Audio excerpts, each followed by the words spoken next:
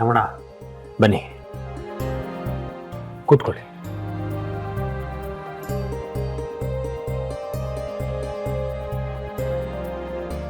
ಕೇಶವ, ಹೀಗಾಗಬಾರ್ದಾಗಿತ್ತು, ಆಗೋಗಿದೆ. ಹಾಗಂತ ನೀನು ಯೋಚನೆ ಮಾಡ್ಕೊಂಡು ಕೂತ್ಕೊಂಡ್ರೆ ಹೇಗೆ? ಈ ಹಾಳಾದ ಮೊಬೈಲ್ಗಳು ಬಂದಮೇಲೆ ಈ ಥರ ವಿಡಿಯೋ ಮಾಡಿಬಿಡೋದು ಸಾಮಾನ್ಯ ಆಗತ್ತೆ. ನನಗನ್ಸೋ ಪ್ರಕಾರ ಇದರಲ್ಲಿ ನಿನ್ನ ಮಗಳದ್ದು ಏನೂ ತಪ್ಪಿಲ್ಲ. ಯಾರೋ ಬೇಕು ಅಂತಲೇ ಅವಳು ಕುಡಿಸಿ ಈ ಥರ ವಿಡಿಯೋ ಮಾಡಿಬಿಟ್ಟಿದ್ದಾರೆ ಅನಿಸುತ್ತೆ. ಯಾರು ಏನೇ ಮಾಡಿದ್ರು ಈಗ ಮರ್ಯಾದೆ ಹೋಗ್ತಿರೋದು ನನ್ನ ಮಗಳದೇ ಅಲ್ವಾ?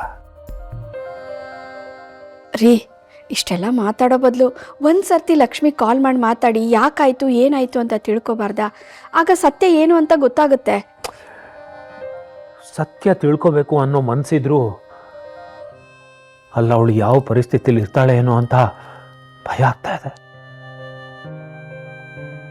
ಅಲ್ಲ, ನಮಗೆ ಇಷ್ಟೆಲ್ಲ ನೋವು ಸಂಕಟ ಆಗ್ತಿರ್ಬೇಕಾದ್ರೆ ಪಾಪ ಯಜಮಾನ್ರ ಮನೆಯವರಿಗೆ ಹೇಗಾಗಿರ್ಬೇಡ ಅನ್ನೋ ಯೋಚನೆ ಆಗ್ತಾ ಇದೆ. ದೇವ್ರ ಮುಂದೆ ಹೇಗೆ ನಾವು ಭಕ್ತಿ ಭಾವದಿಂದ ಇರ್ತೀವೋ ಹಾಗ ಅವ್ರು ನಮ್ಮ ಪಾಲಿನ ದೇವರಾಗಿರ್ಬೇಕಾದ್ರೆ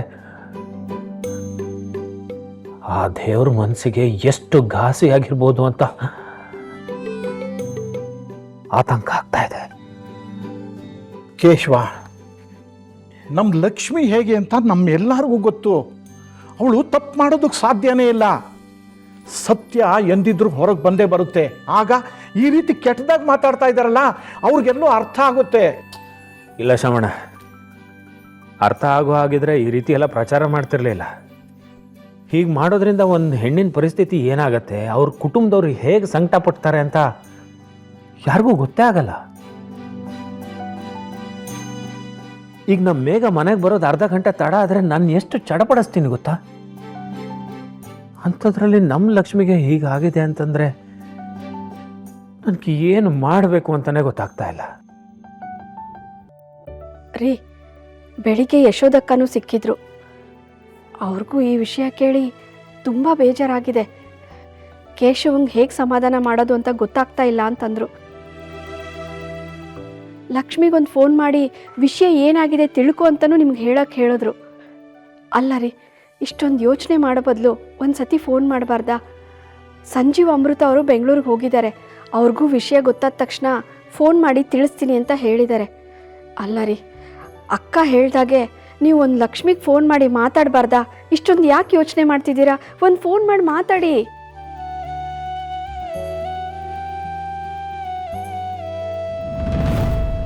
ಅಕ್ಕನ ವಿಡಿಯೋದಿಂದ ಇವರೆಲ್ಲ ಇಷ್ಟು ನೋವು ಪಡ್ತಿದ್ದಾರೆ.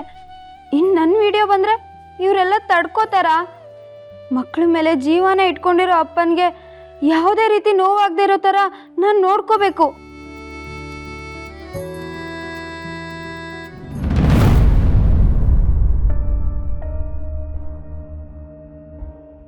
ಜ್ಯೂಸ್ ಕೊಡ್ತಿದ್ದೀನಿ, ನಿಂಗೂ ಬೇಕಾ? ಅಣ್ಣ, ಇವಂಗ ಜ್ಯೂಸ್ ಕೊಡಿ ಅಣ್ಣ.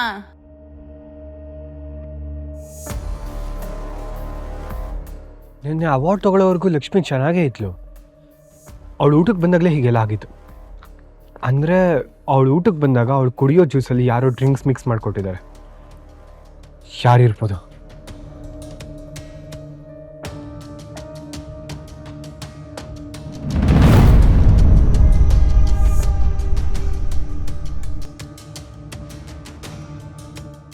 ಕಾಲೇಜಲ್ಲಿ ಇದೆಲ್ಲ ಅಲೋ ಇಲ್ವಲ್ಲ? ಆ ಟೇಬಲ್ ಕೆಳಗೆ ನೆನ್ನೆ ಒಂದು ಬಾಟ್ಲ್ ಇಟ್ಟಿದ್ವಿ, ಅದನ್ನೇನ ಮಾಡಿದ್ರಿ? ನಮಗೇನು ಗೊತ್ತಿಲ್ಲ ಸರ್, ನಾವು ಬರೀ ಕ್ಲೀನ್ ಮಾಡಕ್ಕೆ ಬಂದಿರೋದು ಅಷ್ಟೇ. ಏಯ್, ನಿನ್ನೆ ಜ್ಯೂಸ್ ಒಳಗಡೆ ಡ್ರಿಂಕ್ಸ್ ಮಿಕ್ಸ್ ಮಾಡಿರೋದು ನೀವೇ ತಾನೆ? ಏನು ಹೇಳ್ತಿದ್ಯಾ? ನಿನ್ನೆ ಫೆಸ್ಟ್ ಆದಮೇಲೆ ಲಕ್ಷ್ಮಿ ಊಟಕ್ಕೆ ಅಂತ ಇಲ್ಲಿಗೆ ಬಂದಾಗ ಲಕ್ಷ್ಮಿ ಮೇಲೊಂದು ಕೋಪಕ್ಕೆ ಅವ್ರು ಜ್ಯೂಸ್ ಒಳಗಡೆ ಡ್ರಿಂಕ್ಸ್ ಮಿಕ್ಸ್ ಮಾಡಿರೋದು ನೀವೇ ತಾನೆ? ಅವಳ ಮೇಲೆ ಕೋಪ ಇದ್ದಿದ್ದು ನಿಜ, ಆದರೆ ಅದಕ್ಕೆ ತಕ್ಕ ಶಾಸ್ತಿ ಆಯ್ತಲ್ಲ. ನಾವು ಮಾಡಿಲ್ಲ ಇದನ್ನ. ನನ್ನ ಮಕ್ಕಳ ನಿಜ ಹೇಳ್ತೀರಾ ಇಲ್ವಾ? ನಾವಲ್ಲ ಗುರು, ಒಬ್ಬ ವೆಯ್ಟರ್ ಮಿಕ್ಸ್ ಮಾಡ್ತಾ ಇದ್ದಿದ್ದು ನೋಡಿದೆ.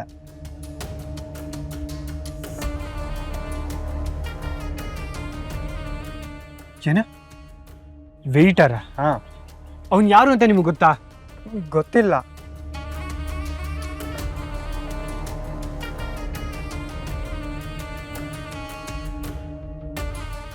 ಈ ವಿಡಿಯೋಲಿ ಇರೋರು ಯಾರಾದ್ರೂ ಅಂತ ನೋಡಿ. ಇವರೇ ಮಿಕ್ಸ್ ಮಾಡ್ತಾ ಇದ್ದಿದ್ದು. ನಮ್ಮ ಕಾಲೇಜ್ ಇವರು. ಇವ್ರನ್ನ ಆಲ್ರೆಡಿ ಎಕ್ಸ್ಪೆಲ್ ಮಾಡಿದ್ದಾರೆ. ಅವ್ರು ಎಲ್ಲಿದ್ದಾರೆ ಅಂತ ಗೊತ್ತಾ? ಹೊರಗೆ ಕುಡಿತಾ ಇದ್ರು ಅವರು. ನಾವು ಈ ಬಾಟ್ಲ್ ಜೊತೆ ಇನ್ನೂ ಬಾಟ್ಲಿಗಳು ಇಟ್ಟಿದ್ವಿ. ಆ ಬಾಟ್ಲು ನಮ್ಮದೇ ಅಂತ ಕೇಳಕ್ಕೆ ಹೋಗಿದ್ದಕ್ಕೆ ನಮ್ಮನ್ನೇ ಬೈದು ಕಳಿಸಿದ್ರು.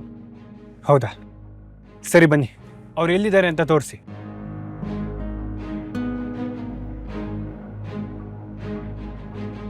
ಕಾಲೇಜಲ್ಲಿ ಇದೆಲ್ಲ ಅಲೋ ಇಲ್ವಲ್ಲ?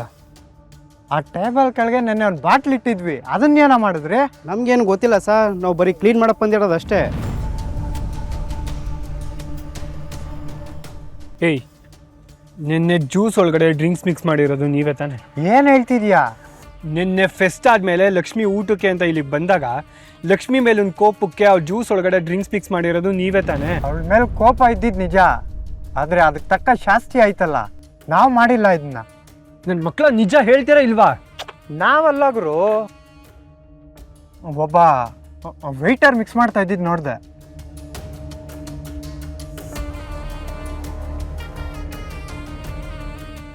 ಏನ ವೆಯ್ಟರ? ಹಾಂ, ಅವ್ನು ಯಾರು ಅಂತ ನಿಮ್ಗೆ ಗೊತ್ತಾ?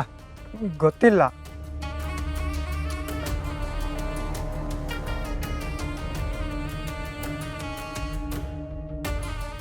ಈ ವಿಡಿಯೋಲಿ ಇರೋರು ಯಾರಾದ್ರೂ ಅಂತ ನೋಡಿ. ಇವರೇ ಮಿಕ್ಸ್ ಮಾಡ್ತಾ ಇದ್ದಿದ್ದು.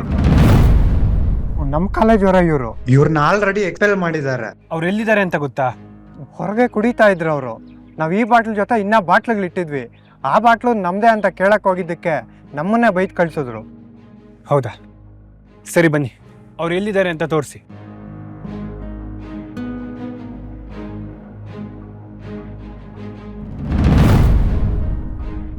ನೀವು ಅಷ್ಟು ಸಲ ಫೋನ್ ಮಾಡಿದ್ರು ಅವಳು ಫೋನ್ ತೆಗಿತಾ ಇಲ್ಲ. ಲಕ್ಷ್ಮಿ ಮಾತ್ರ ಅಲ್ಲ, ಆದಿನೂ ಫೋನ್ ರಿಸೀವ್ ಮಾಡ್ತಾ ಇಲ್ಲ. ಅಂದರೆ ಅವನು ಇದರಲ್ಲಿ ಇನ್ವಾಲ್ವ್ ಆಗಿರ್ಬೋದಲ್ವಾ? ಏನ್ರಿ ಹೀಗೆ ಮಾತಾಡ್ತಿದ್ದೀರಾ? ನನ್ನ ಮಗ ಅಂಥ ತಪ್ಪು ಮಾಡೋದಕ್ಕೆ ಸಾಧ್ಯನೇ ಇಲ್ಲ. ಹಾಗೆ ನನ್ನ ತಂಗಿನೂ ತಪ್ಪು ಮಾಡಿರೋದಕ್ಕೆ ಸಾಧ್ಯ ಇಲ್ಲ ಅತ್ತೆ. ಖಂಡಿತ ಇದರಲ್ಲಿ ಏನೋ ತಪ್ಪಾಗಿದೆ. ಅದಕ್ಕೆ ನನ್ನ ತಂಗಿ ಬಲಿಯಾಗಿದ್ದಾಳೆ ಅಷ್ಟೇ. ಓ, ನಿಮ್ಮ ತಂಗಿ ಪರ ಸಮರ್ಥನೆ ಮಾಡ್ಕೊಳ್ತಿದ್ದೀರಾ?